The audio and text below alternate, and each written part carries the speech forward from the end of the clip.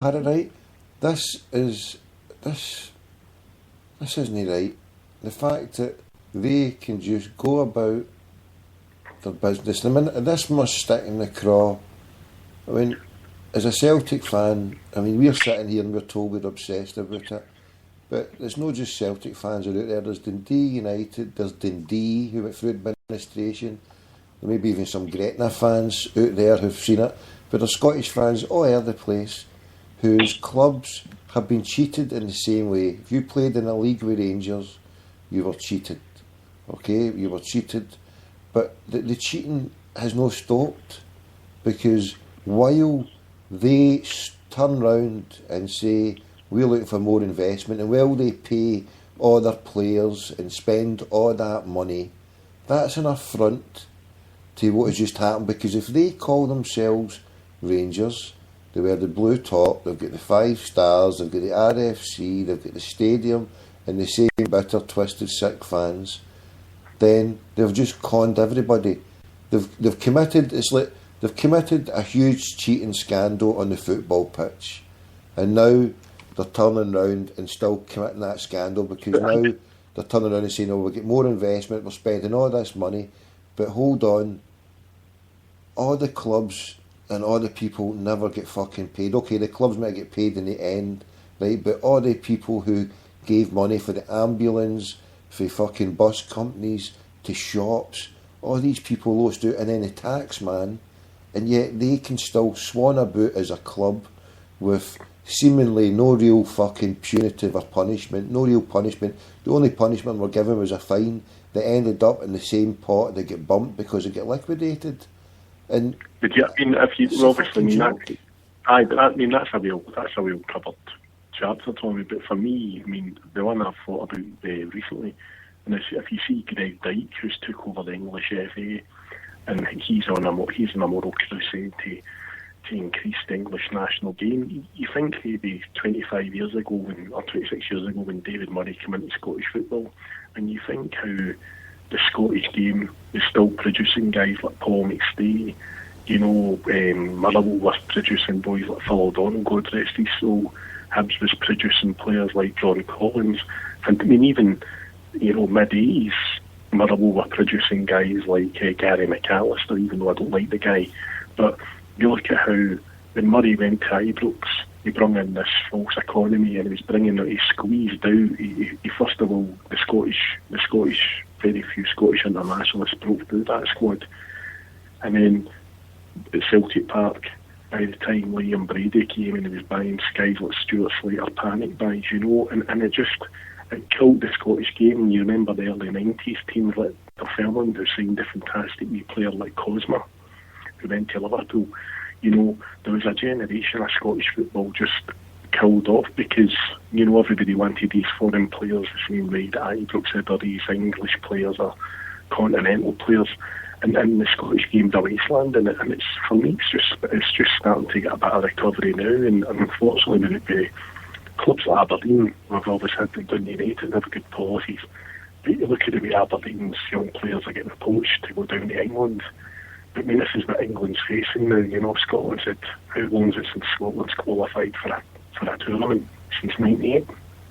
And here you're right, because see for if you look until the time of just Martin O'Neill and just before that, I mean, Martin O'Neill's team was heavily influenced by foreigners, and so to defeat the spending of money on foreigners, we had to go toe to toe exactly the same way. We had to spend big, and I mean, God bless what happened that couple of years that the Martin came in and the players that we bought. I mean, we did it in a short period of time, and we went big for 20 odd million, 20, 30 million, and we took on those bastards because they were just free spending. And then even when we beat them, they went arse over tip and went for the kill again, and went for Tor Andre Flo, and then fucking all the other shit. But they're profligate ways. You think of Seb Rosenthal, Daniel Prodan, to name just two. I mean, the list could go fucking on. Players who never even played for them after injuries. And so, I mean, we had to go toe to toe and get foreign players in. But you're right, exactly what you said. All the rest of the clubs did the same, and it decimated. The national identity. Team's been decimated since. The national identity for Scottish football, and I know a lot of Celtic fans are obviously not many. Old GWG will be in the chat room. I agree. He probably never seen many of the Lisbon Lions and players before that were in Scotland tops, But there was just boom after '98. It's game over. There was nothing, Craig Brown had to play for guys who were over the hill and probably waiting for somebody to break through. And it's died off, and that's it. And when we had Mark O'Neill, when there was the purge to do well in Europe, and I'd love to see if you had 60,000 Celtic fans, probably in the chat room, then you can check what the boys are saying, the lassies are saying. If I was to come up and you would say another European Cup at Celtic Park with Scotland winning the World Cup. We'll take the fucking Scotland winning the World Cup, won't we? For fuck's sake, behave yourself.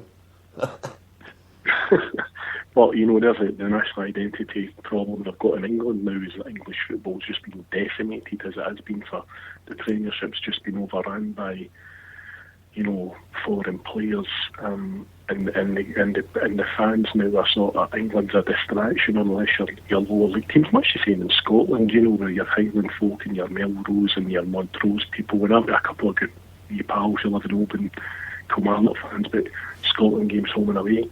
And that's their form of European football, So it's for me, obviously, the vile devastation and financial vandalism, as you say, but the bigger picture, the damage they've done to these clubs and the damage being done to Scottish football in general, because Celtic's got the ability at the moment, like Hibs have and Motherwell have and Dundee United have and Aberdeen has, there's no vile juggernaut going through Scottish football at the moment, so people can not sure you're young players and all that, mate, but will a journalist ever write this and say the reason since '98 we're not qualified for anything is what happened at Ibrox, and to a lesser extent because Celtic had to then join in and sort of try and keep up with them, mate. They just want headlines of the King will return and will spend big and the Gers are coming back to fucking rule the roost again and fucking rule Britannia and fucking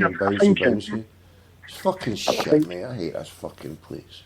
I think there's a chain of thought though, and certainly for me, and it always has been, and there's probably guys who go out and look for a football listening.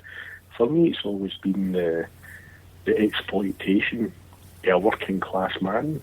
This is what's happening at the moment. Even Fergus obviously done the share issue, and it was like we're building a stadium here, and it flourished and and the fans paid for the stadium, and everybody was happy, sort of thing. But how can they raise money?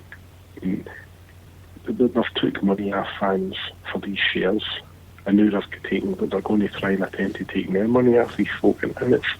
And as you say, for me, they'd have been better shutting McCludgy for a year than buying Cambuslang Rangers and starting my game. The quote of all time for me was when I sat in the 4th of October after those cunts offered me 20 grand. I went in there in an Ibrox boardroom in the girls' suite, and Imran turned around to fucking me. I remember you phoned me driving up in your Bentley at the time, aye. The comment he fucking said will just haunt me forever, because it was just like, I can see the glint in your eye. No wonder they call you Mad Tommy. He says, we've got accounts on the thing, we don't, we can see that they call you Mad Tommy, and looking at the glint on your eye, the now, I can see what they mean. You really are mad, aren't you? I said, listen, you call me fucking mad, and you're asking these daft bastards for more money for a club, and you've not even wrapped up the old fucking share issue. I said, this is unqualified, just fucking genius. This is just fucking...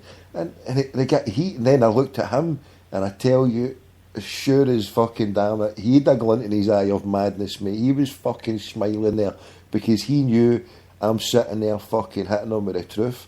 And he's sitting there like that. I mean, the first thing he said when he saw me, I can't believe you had the gumption to come in here. I was like, well, fucking hell. I mean, you asked me to come in. Of course I'm going to come in. My nose is getting the better of me. You're sitting here offering me to fucking come in. I mean, I wouldn't have went in if it was any other person. What Ali McCoy's called the Rangers man. Well, first of all, I wouldn't have been invited in. But if it was a Rangers man to invite me in, then I wouldn't have fucking went in. But the fact it was Imran Ahmed and Brian Stockbridge, and they were on a phone fucking giggling at school wains the night before, we'll give you 20k if you come in. Right, well, I'll have fucking some of that. And that daft cunt's like that. Oh, I didn't believe you got the gumption. Well, I'm fucking here. And then he cunt calls me fucking mad. He's the maddest bastard on the planet. He's still, by the way, he's still there pulling the fucking boxes as far as I'm concerned. Imran's still there in the closet fucking controlling shit, mate. So listen, you've got to talk me through it, because I've only ever been an Ibrox man, so I went to Edinburgh. I was never there for a football game when they were in existence. So I walked into the Masonic Temple, doors was there, and up the marble staircase. So no, I never done that. I was doing the back. I was doing right diagonal at the back, the Argyle suite, the Argyle house, and you go in. There was a wee receptionist lassie.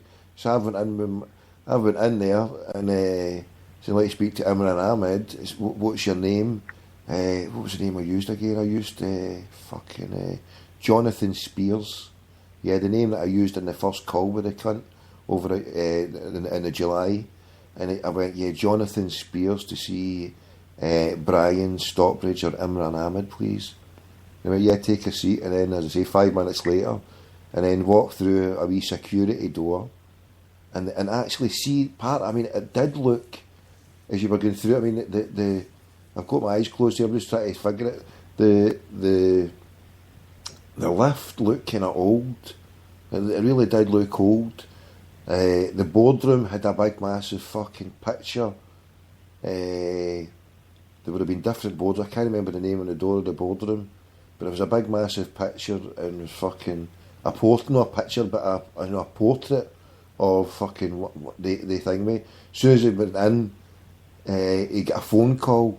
And I was walking about the place, I'm fucking casing the joint, I'm looking out the window. The window was looking over northbound, so I'm looking on to the car park that was on down below. So I must have been up about 3 or 4 stories. I must have been about near the top anyway. We went up about 3-4 floors high. And the fucking and it was really surreal. I mean, apart from, and then just as we were talking away, and the fucking knock on the door, and all these suits fucking appeared, and then I was like, oh yeah, we're just finishing the now, and I'm like, aye, we're just finishing, and then he's like, right, fucking, and then they've all came in. I put my head down, I'm like, fucking hell, I don't want to be fucking looking at any of these cunts here, because in my head I'm like, this cunt's going to go like that. Oh, do you know who that was? So that would have been that fucking Tommy cunt there, but I put my head down and I got away in it, and at the point I was leaving, I was like, look. It's like, well, what do you want? I says, well, fucking. I says, I'm wanting an investor, because I'd been on my guard. I thought I was in for a trap there, mate, but I reckon he's still there. What do you reckon, Parrot? Do you reckon fucking Imran's still there? But there's just Capital and Richard Hughes are fucking cunning bastards. Before I answer that, Tommy, I mean, I'm a great believer in body language. When you walked in there, the two respective gentlemen, were they lording it up like Scarface? Were they rolling the wrist? Did they have the slippers on, or was there still a bit of fever? I never saw Stockbridge. So I never got to meet him. Imran then, was Imran quite relaxed, cutting about like Brucey Forsyth, strolling about, or was he quite... He was the agent of Bruce Forsyth, mate. He was there fucking ruling the roost, mate. He was bouncing about like he fucking owned the place, mate. It was the way he was fucking walking about. It was like it was fucking. He was Don Curly One, wasn't it? It's no disrespect to you, and obviously it's a building that had obviously a lot of years or whatever happened in it and stuff. But there was always, to quote Walter Smith, there was always a superior stench of prodigisms about the place. But you remember when Fergus McCann in the Celtic Park, and he was a Celtic fan growing up, and he was quite humble, because you know what you're walking into when you walk through the front doors. But to see this institution as it was just surrendered its doors to a wee English Asian guy, you know, and he's sitting there like Don Curly Willie, you see, a few months in. And that was the most surreal fucking thing, right? I'm sitting there, I accepted Islam like 11 years before it, and there's me saying, Salam alaikum, how you doing, brother?